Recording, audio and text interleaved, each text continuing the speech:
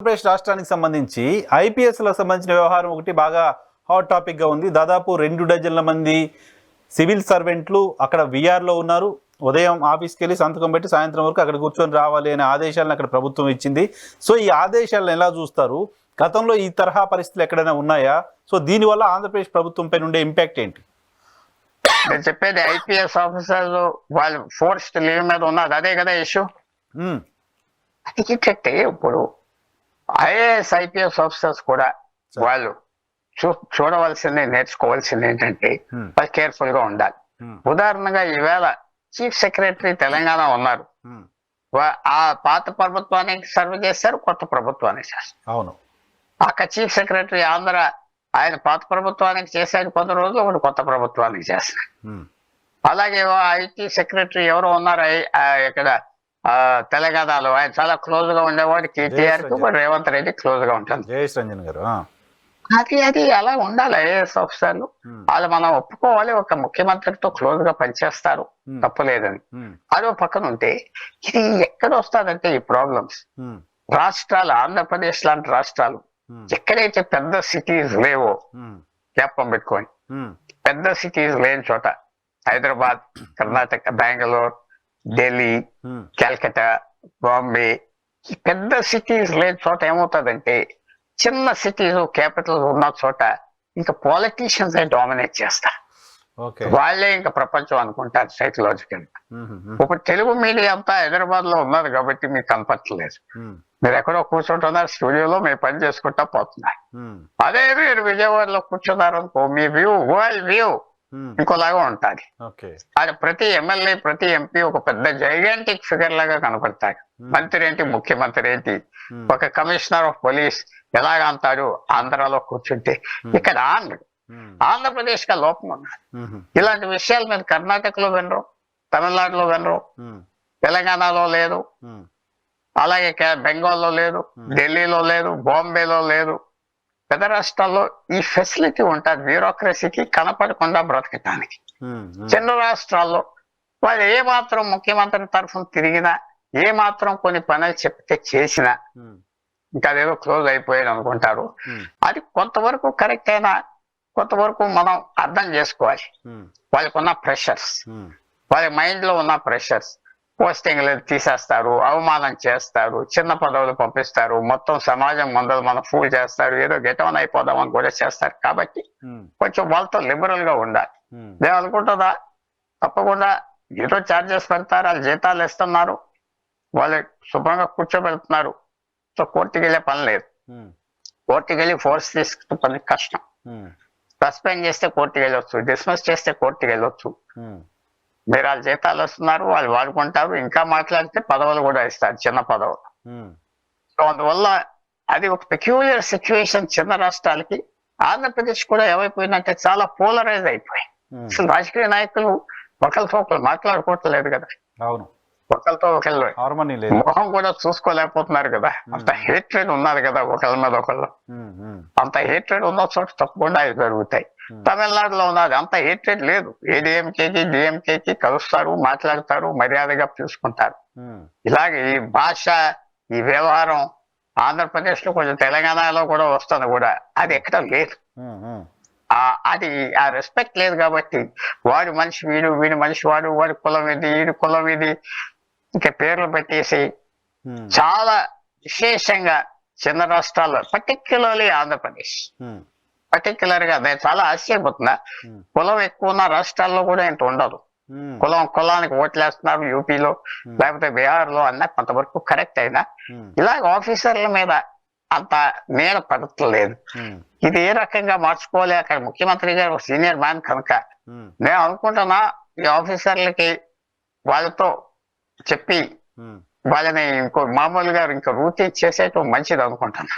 ఎందుకంటే ఇది ఈ టూ మచ్ పనిష్మెంట్ కూడా చేయకూడదు. వాళ్ళు అవసరం ఏం పనులు చేస్తారు, ఇలీగల్ పనులు చేస్తే, కరప్షన్ చేసి ఇలీగల్ ఆర్డర్స్ ఇష్యూ చేస్తే తప్పకుండా చేయండి, దానికి తప్పులేదు. ఓవర్ గా చేసిన ఆఫీసర్స్ కూడా ఉన్నారు, వాళ్ళలో ఓవర్ గా ఎక్స్ట్రా డ్రామా చేసిన వాళ్ళు కూడా ఉన్నారు. కానీ మామూలుగా ఉండి కొద్దిగా సీఎం అంటే మర్యాద ఇచ్చారు, చెప్పిన మాట విన్నారంటే తప్పలేదు. అది మాత్రం వాళ్ళ మీద పడతాం మంచిది కాదేమో అని భావిస్తున్నా. వాళ్ళకి ఒక సెకండ్ ఛాన్స్ ఇచ్చి మొదలు తీసుకెళ్ళిపోవటం బెటర్. వాళ్ళకి ఒక సెకండ్ ఛాన్స్ ఇస్తే వాళ్ళే ఫేత్ఫుల్ గా ఉంటారు. సిస్టమ్ అని ఆయన నమ్ముతారు, ఇంకా ఫ్యూచర్ లో సిస్టమ్ అని నమ్ముతారు. మనం ఎందుకంటే వాళ్ళకి ఇంకా సేవలు ఉన్నాయి, సర్వీస్ ఉన్నది, టైం ఉన్నది. సిస్టమ్ ని వాళ్ళు నమ్మలేదు అనేది ఎస్టాబ్లిష్ చేయటం కూడా ప్రభుత్వం బాధ్యత కదా. ఇప్పుడున్న బాధ్యత ప్రభుత్వం తీసుకునే యాక్షన్ కూడా చాలా న్యూయాన్స్డ్ యాక్షన్ తీసుకోవాలి. న్యూయాన్స్డ్ అంటే ఎక్కువ తీసుకోకూడదు, తక్కువ తీసుకోకూడదు, ఎక్కువ వేడి ఉండకూడదు, ఎక్కువ చల్లగా ఉండకూడదు. ఆ మాస్టరీ అదే బ్యూరోక్రాట్స్ చెప్తారు ముఖ్యమంత్రికి ఎలా చేయాలి. ఎక్కువ తీసుకోకూడదు, తక్కువ తీసుకోకూడదు. తప్పకుండా ఇది ఒక యూనిక్ కేస్ భారతదేశంలో. అక్కడక్కడ ఒక ఆఫీసర్ని మార్చేయటం, ఒక ఆఫీసర్ని తీసేయటం చేశారు, కానీ అందరినీ ఇంత చేయటం లేదు. కాబట్టి ఇది ఒక రకంగా ఇది వాళ్ళకి పనిష్మెంట్ కాదు, మిగతా బ్యూరోక్రసీ కూడా ఏ రకంగా చూస్తారో చెప్పలేం. అంతే కదా, ప్రభుత్వాలు మారితే మళ్ళీ మన పరిస్థితి ఏంటి అనేది వాళ్ళు ఆలోచించుకునే పరిస్థితి. నిజంగానే మీరు ఇంతకుముందు గుర్తు చేసినట్టుగా తెలంగాణలో జయేష్ రంజన్ గారి మీరు హైదరాబాద్ ఉంది, పెద్దగా ఏం చేస్తున్నారు, ఎవరు క్లోజ్గా ఉంటారో తెలియదు అని చెప్తున్నప్పటికీ జయేష్ రంజన్ గారు కేటీఆర్కి బాగా దగ్గర ఉంటారని అందరికీ తెలుసు. అలాగే చీఫ్ సెక్రటరీ గారు శాంతికుమార్ గారు ఆయన సెలెక్ట్ చేసి కావాలని ఆమెను తీసుకొచ్చి అక్కడ చీఫ్ సెక్రటరీగా పెట్టుకున్నారు. సో అంతకుముందు సోమేష్ కుమార్ గారు ఉన్నారు, అంతకుముందు మన ఇండస్ట్రీ సెక్రటరీగా అరవింద్ కుమార్ గారు ఉన్నారు. సో వీళ్ళందరూ కూడా టీఆర్ఎస్ ప్రభుత్వానికి చాలా దగ్గరగా ఉన్న ఆఫీసర్స్ అని తెలిసినప్పటికీ కాంగ్రెస్ సర్కార్ వచ్చిన తర్వాత వాళ్ళపైన కక్ష సాధింపు తరహాలను ఇంకోటి లేదు. స్మితా సబర్వాల్ గారు ఉన్నారు, ఆమెను తీసిపోయి చిన్న డిపార్ట్మెంట్లో వేశారు, బట్ పోస్టింగ్ అయితే ఇచ్చారు కదా. అదే పనిష్మెంట్ ఇవ్వాలనుకుంటే ప్రభుత్వం అది పనిష్మెంట్ అనుకుందాం. అలా కాకుండా 2 డజన్ల మంది సివిల్ సర్వెంట్లని ఉద్యోగం జీతాలు ఇస్తూ ఖాళీగా కూర్చోబెట్టడం అంటే అది రాష్ట్రానికి నష్టం చేసినట్టు కాదా? ఒకటే అప్రిషియేట్ రేవంత్ రెడ్డి దానికి మంచిగా కొంచెం ఫార్వర్డ్ గా చూసుకున్నారు. తప్పదు కదా, 10 సంవత్సరాలు ఒక మనిషి ముఖ్యమంత్రిగా ఉంటే ఆ 10 సంవత్సరాలు కొంతమంది ఆఫీసర్లు దగ్గర అవుతారు, తప్పులు కూడా చేస్తారు.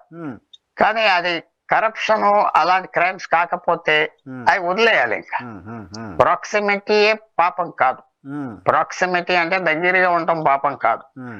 ఆ ప్రాక్సిమిటీలో ఆ దగ్గరలో ఏం చేసావు అది ప్రాబ్లం.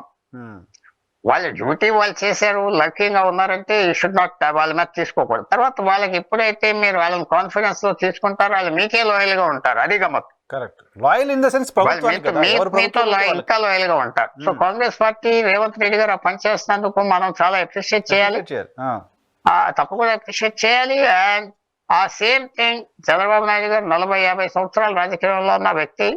నేను తప్పకుండా అంటే ఆయన నాకు పర్సనల్ గా ఏదో చెప్పాడు వింటున్నాను కాదు, ఆయన మైండ్ తెలిసి కొద్దిగా కొన్ని రోజుల తర్వాత నార్మలైజ్ చేస్తాడు అని నేను భావిస్తాను. నార్మలైజ్ చేస్తాడు. నార్మలైజ్ చేయకపోతే ఆయనకి మెల్లిగా సెట్ బ్యాక్ వస్తాయి. నార్మలైజ్ చేయాలి. నార్మలైజ్ చేసేస్తే వాళ్ళలో ఎవరైనా టూ మచ్ గా ఉన్నారు, 2-3 ఓవర్ గా చేశారు, ఓవర్ స్టంటింగ్ చేశారు. వాళ్ళు కొద్దిగా టూ మచ్ వాళ్ళు ఏదో పెద్ద వాళ్ళ అథారిటీ అనుకున్నారు. ఏదో పరీక్ష పాస్ అవి IAS IPS లోకి వచ్చాం, ఉద్యోగం చేసుకోవాలి, మర్యాదగా ఉండాలి, ప్రజలు మన జీతాలు ఇస్తున్నారు, ప్రజలు మన మాస్టర్స్ అనుకోకుండా మనమే వాళ్ళ మాస్టర్స్, మనకు ఉద్యోగం ఉన్నది, లేదా IAS IPS అనుకున్న వాళ్ళని కొంచెం తప్పకుండా వాళ్ళ సైజ్ తగ్గించాలి. మరి అంత శక్తి, అంత తెలివితేటలు పాలిటీషియన్స్ ఉద్యోగాలు వచ్చినాయి అని వాళ్ళు సూపర్ మ్యాన్ అనుకోదు, ఓడిపోతారు కదా, వెళ్ళిపోతారు కదా. మమతా బెనర్జీకి 45 సంవత్సరాల అనుభవం ఉన్నది. ఏం చేస్తుంది కలకట్టాలో ఇవాళ? మొత్తం సమాజం వ్యతిరేకం అయిపోయింది చిన్న తప్పుకి. సో మనం ఎప్పుడు ఒక పాలిటీషియన్ ముఖ్యమంత్రిగా ఉన్నాడు, ప్రైమ్ మినిస్టర్ గా ఉన్నాడు అంటే ఏదో అతను సూపర్ ఇంటెలిజెన్స్ బ్రహ్మ లేకపోతే విష్ణు అనుకోవటం కరెక్ట్ కాదు. వాళ్ళు మిస్టేక్స్ చేస్తారు, చాలా పెద్ద మిస్టేక్స్ చేస్తారు, ఒక్కోసారి అవి తట్టుకోగలుగుతారు. ఈ విషయంలో మాత్రం తప్పకుండా వాళ్ళకి లీనియన్సీ చూపెట్టి, ఎవరో 2-3 అంటే ఉన్నారు మరి ఓవర్ గా చేసిన వాళ్ళని వాళ్ళ సివియర్ యాక్షన్ తీసుకొని మిగతా వాళ్ళని అబ్జార్బ్ చేసేస్తే మొరాల్ పెరుగుతుంది, అందరూ హ్యాపీగా. Right sir, thank you very much Pullarao గారు, మాకు సమయం కేటాయించినందుకు. Thank you. ఇది ఇవాళ రియాలిటీ చెక్. రేపు షోలో మళ్ళీ కలుద్దాం. చూస్తూనే ఉండండి.